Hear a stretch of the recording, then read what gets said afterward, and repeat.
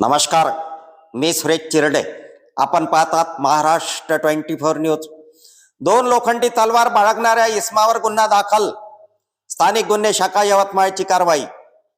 पुसद ते शेंबाळपिंपरी रोडवर लोखंडी तलवार बाळगून सार्वजनिक ठिकाणी शांतता व सुव्यवस्था भंग करण्याच्या उद्देशाने एक इसम थांबला असल्याची गोपनीय माहिती स्थानिक गुन्हे शाखा यवतमाळ यांना कळताच काल दिनांक 14 डिसेंबर रोजी स्थानिक गुन्हे शाखेच्या पथकाने आकाश राजू पवार वय 34 वर्ष राहणार भोजला तालुका पुसद यास ताब्यात घेऊन त्याच्याजवळील खाकी रंगाच्या बॉक्समधून 2 मॅन लावलेल्या गोलमूठ असलेल्या लोखंडी तलवार जप्त करून त्याच्या विरुद्ध पोलीस स्टेशन पुसद शहर येथे गुन्हा दाखल करण्यात आला.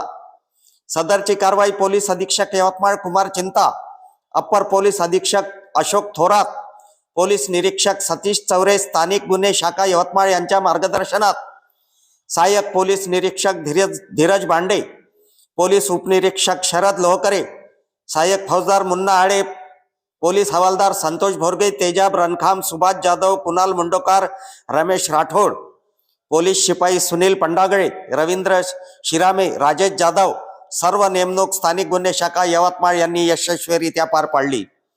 आमच्या पुढील बातम्याचे अपडेट पाहण्याकरिता आत्ताच आमच्या चॅनलला सबस्क्राईब करा व बेल आयकॉनवरती क्लिक करा.